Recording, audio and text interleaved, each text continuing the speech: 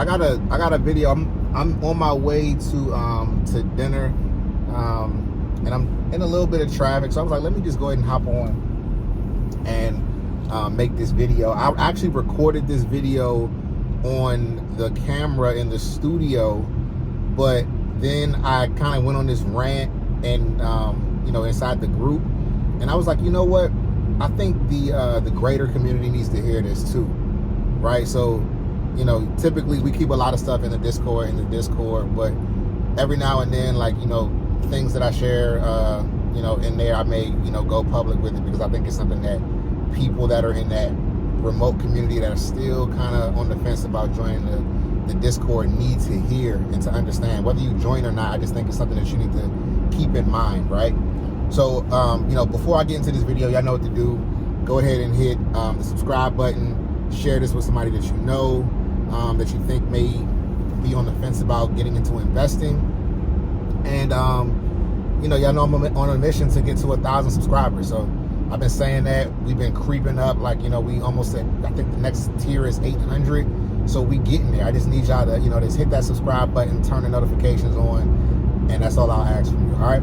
Now, this video is for anybody who is building wealth or building a portfolio, and they're thinking like, okay, when is that quantum jump going to happen? When is that quantum leap? Like, when does my account go from, a couple hundred or a couple thousand or 10,000 or whatever to that level that I feel like I can breathe, my life is taken care of, I don't have to worry about anything? When does that happen, right?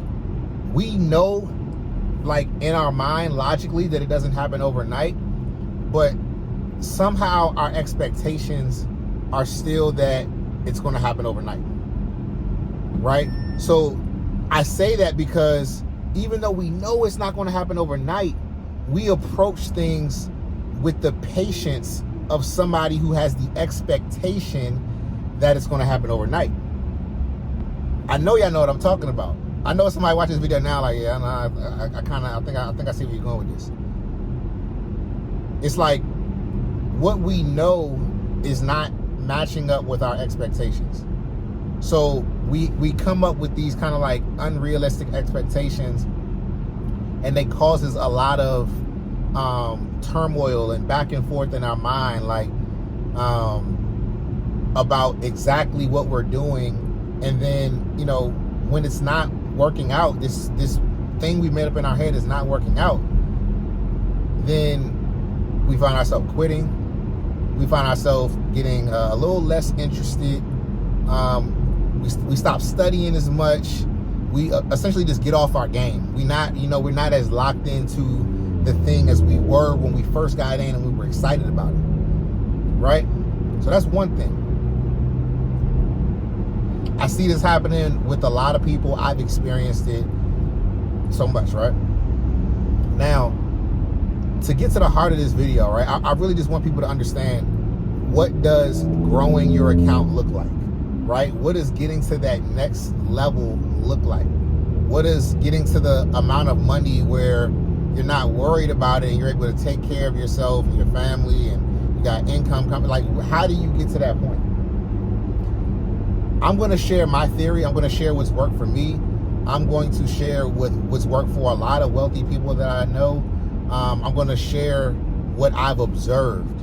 And if you start to just implement some of this stuff, implement all of it.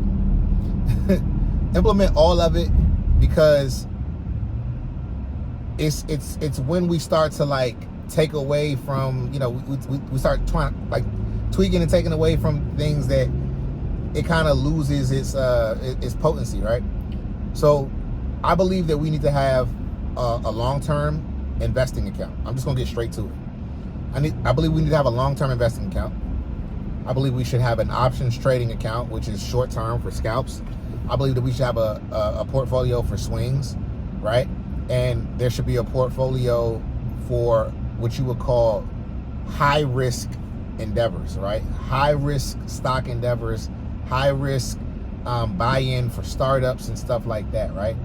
And I'm going to explain to you, It may be brief, it may be long. Sometimes I say I'm gonna be brief, and then it wind up being like a whole tangent. But what I'm gonna attempt to do is get you guys to understand what a great opportunity looks like, and how to approach high risk, right? So you got your long-term portfolio, which is where you're buying your equities for the long term. This is retirement. This is at least 10 years out, or more.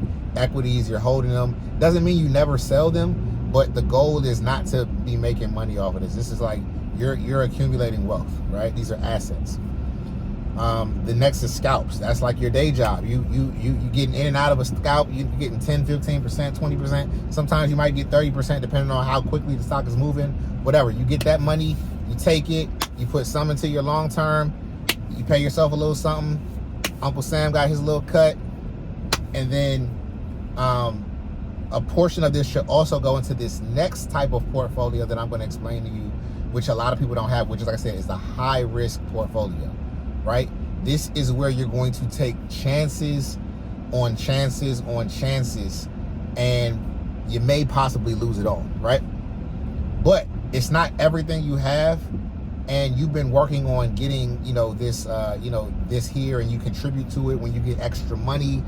You get a bonus at work. You get, some surprise money, instead of going and being like, oh, I need to treat myself, right? It's nothing wrong with treating yourself, but there's so many free ways to treat yourself, affordable ways to treat yourself that are actually better for you than splurging on something that won't give you any sort of return. I'm not saying don't enjoy your life, but y'all ask me how to build wealth. Y'all ask me how to get that account to that next level, and I'm telling you, it's this right here. It's the portfolio where you're going to take big swings, right? You're swinging for the fence on these plays. Right? You're looking for something that is high risk, because high risk plays have high reward. Now, I want to get into this concept of high risk with y'all really quickly, because high risk has actually gotten a bad rap.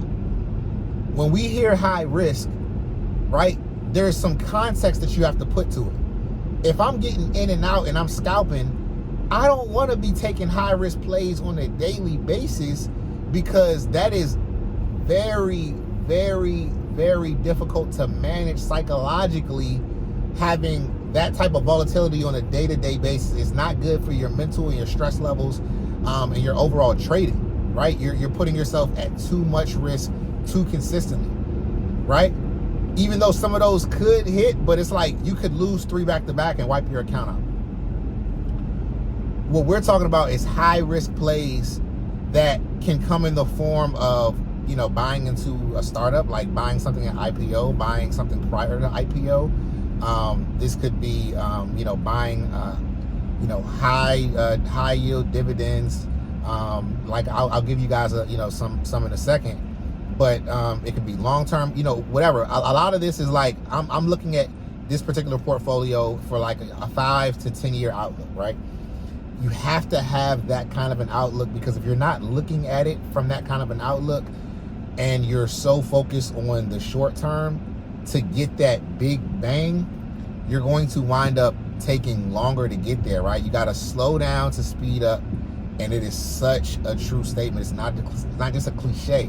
You really got to slow down to speed up, because it's about the correctness of your moves, not the speed or velocity, right? Speed and velocity is a secondary thing that comes in later that is important, but you want to make sure you get that direction right, because you can be going in the wrong direction fast as I don't know what. So we want to make sure we get that direction right, and we're moving correctly, and then we can put the speed to it, which I'll talk about in a second.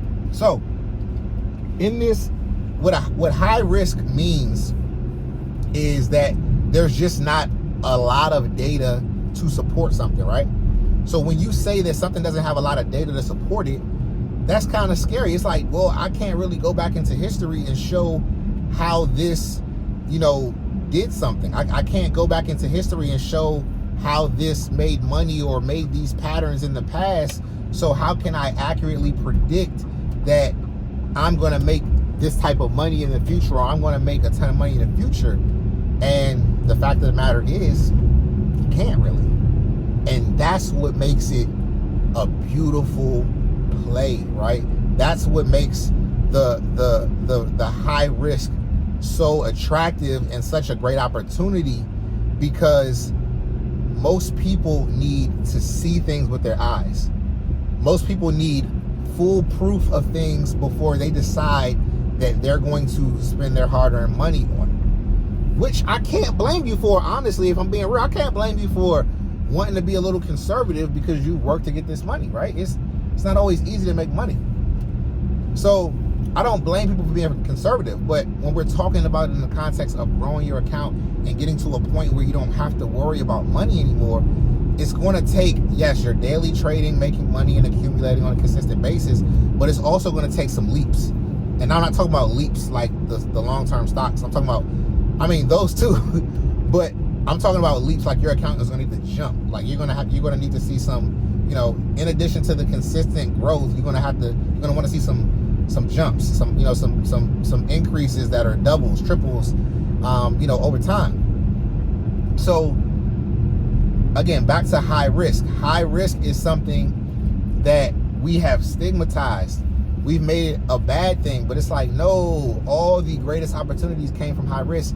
So when you're saying something is high risk and it doesn't have data, you're also just saying that this thing is new. Something is high risk because it's new. It can also be high risk because it's new, right?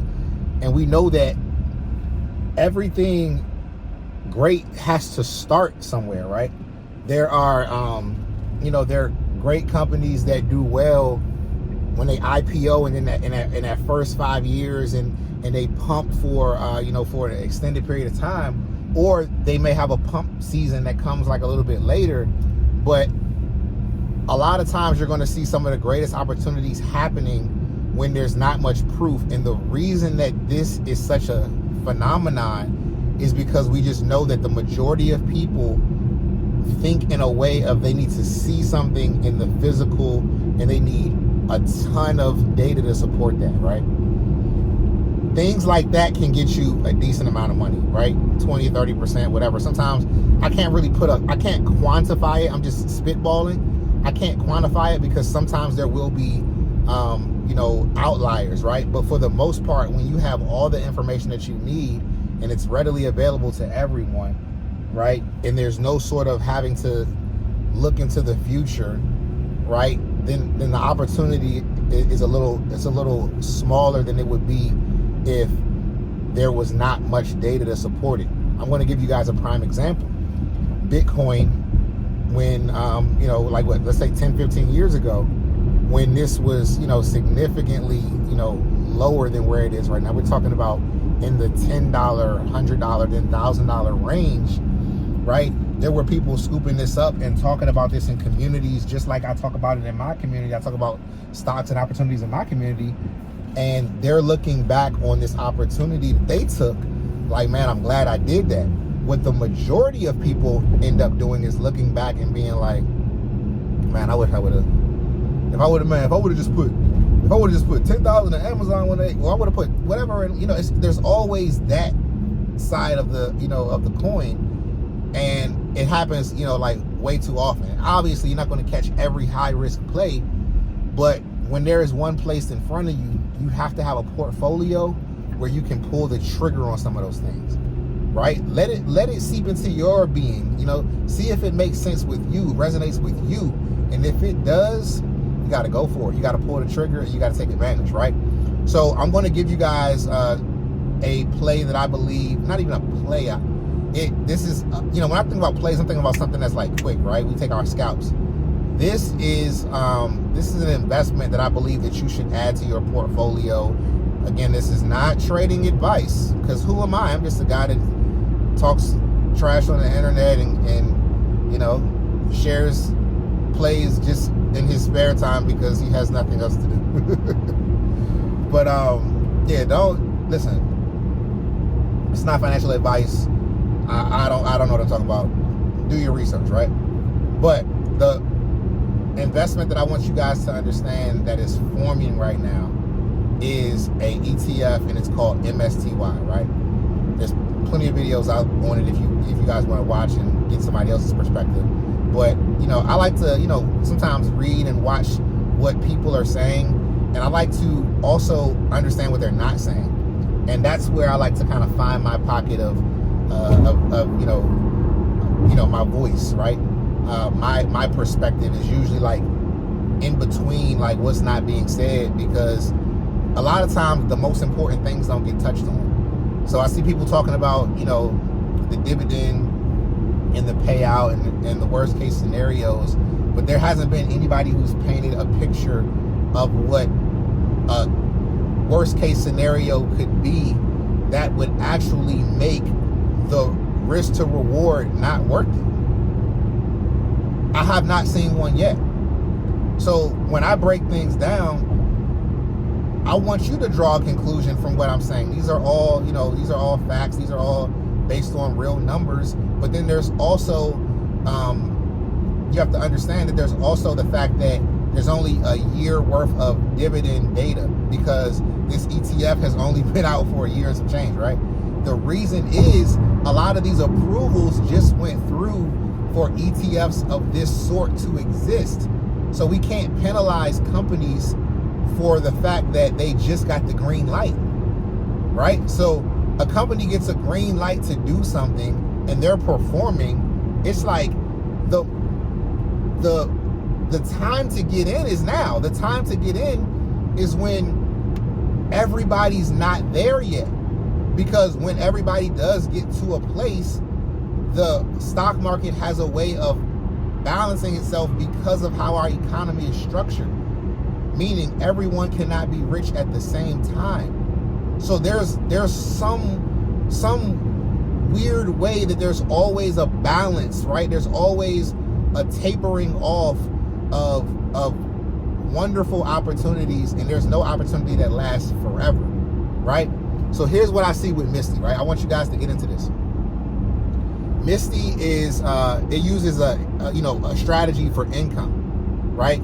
Like not just income for you, but they make their money based on income. They do cover calls, and they're doing it based on the MSTR, which is micro strategy stock on the stock market, who's known for their large position in Bitcoin, right? MSTR has almost 500,000 Bitcoin, which is insane. Just do the math. Go look at the current price of Bitcoin and you do the math. The calculator might give you a little error. It might be like something e to the 30th power. It's not. It might not even say the full number because it's that damn big, right? So they're getting to it, is the point that I'm trying to make. They're getting to it.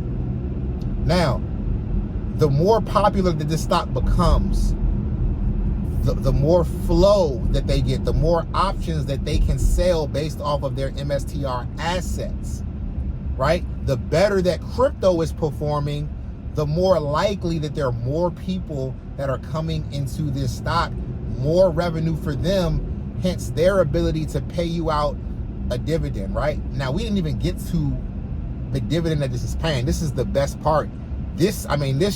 If this doesn't sell you, I don't know what will. And I don't work for them. So know that it's coming from the heart. Know that it's coming from somebody who's actually also putting their real money in there as well. So MSTR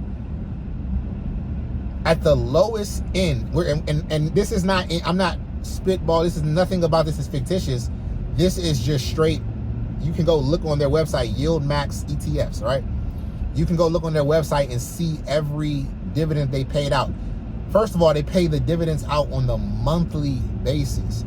This is good for your income, your pockets, but it's also good if you're using a reinvestment approach because of the compound effect, right?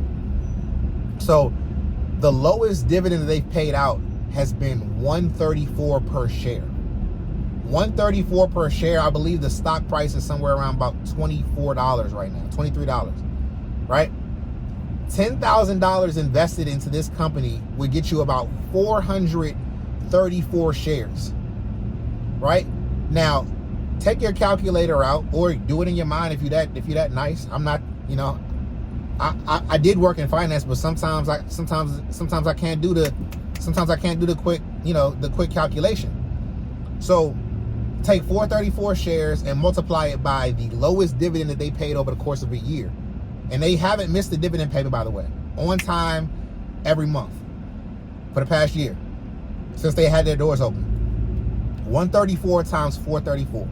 Now, let me put my other phone out real quick. Let me see. I'm going to just do it right here on the calculator. 434 times 134. That's 581, right? 581.56. So with a $10,000 investment and getting 434 shares at the current price, you would be getting a monthly income of 581.56. Let's annualize it. For those who don't know what annualize is, just multiplying by 12. What will we get in a year? So we multiply this by 12. 6,978. Let's go ahead and round it to 7,000. If anybody knows about an IRA, you know that the most that you can contribute to an IRA is $7,000 per year. And a lot of people struggle, trying to peel that out of their paycheck because of, other life expenses, because life just continues to get more expensive. So it's a little difficult to meet your requirements for your trajectory for your own retirement, right? So this is an opportunity, and this is just one strategy. This is an opportunity for you to have your retirement just completely taken care of by just investing $10,000 and letting that accumulate over time, right? You're getting $7,000 per year from your dividend. Your dividend has more than paid for itself in just a year and a couple of months, right? Your initial investment has been more than paid for in just a year and a couple of months with that $7,000 annualized dividend from your initial $10,000 investment. And you guys can, climb up the ladder with the different amounts that you may invest. I don't know what y'all pockets looking like. Y'all might be able to put, 30, 40, 50, 60, 100,000 in there, depending on how convicted you are, right? That's at the lowest. They've paid upward, they've paid in the fours for dividends when the crypto market was running up, right? So the average of the years is about 280. So let's redo that calculation real quick, right? I know I'm driving. I know, but I got this, okay? 434, I promise I'm not speeding. 434, and you're gonna multiply that by 280, right? Because 280 is about the average of all the dividends they paid out over the years. Over the year. So 434 times 280. Now that gives you 1215, right? $1,200 per month from your initial $10,000 investment if you're making the average that they're currently paying dividends. The yearly average, if you're getting paid that on a monthly basis, we're talking about $1,200 per month. All right, let's annualize it. Y'all know how we do. Let's annualize it.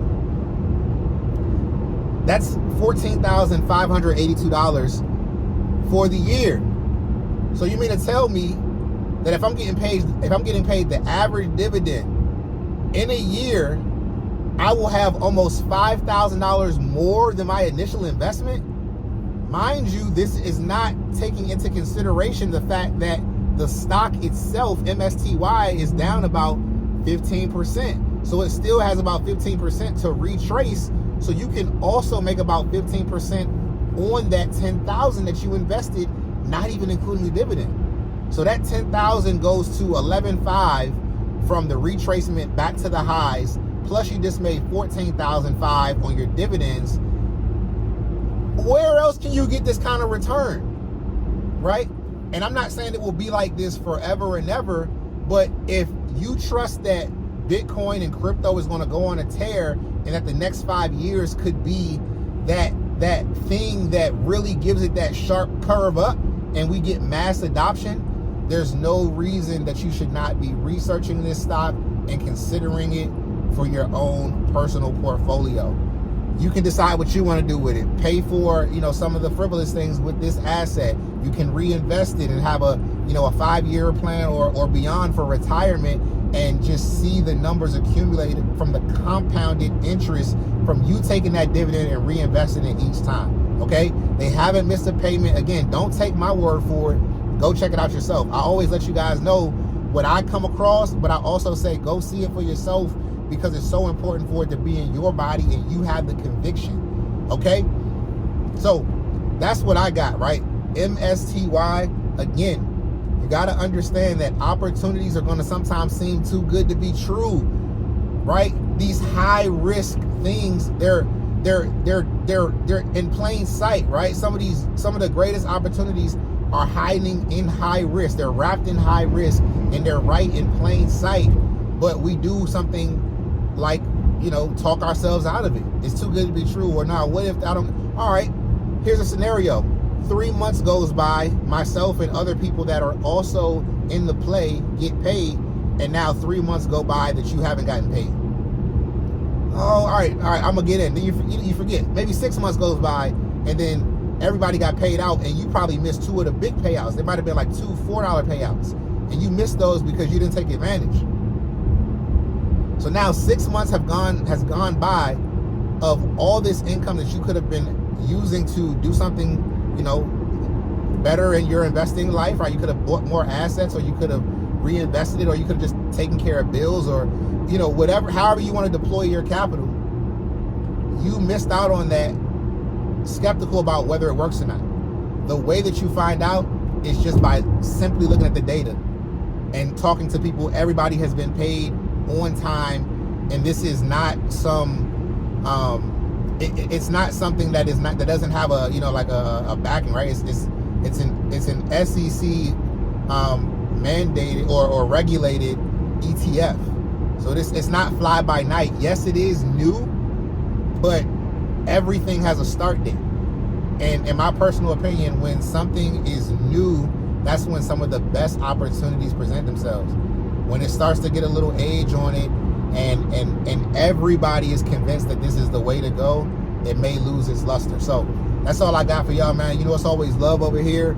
If you have any questions, drop them below. If you are Mistyite or Mistyan, and you want to you want to talk about some of the profits that you've gained, and let some of the people that are watching it know, comment below. All right, I appreciate you guys. I'll see y'all in the next one. Peace.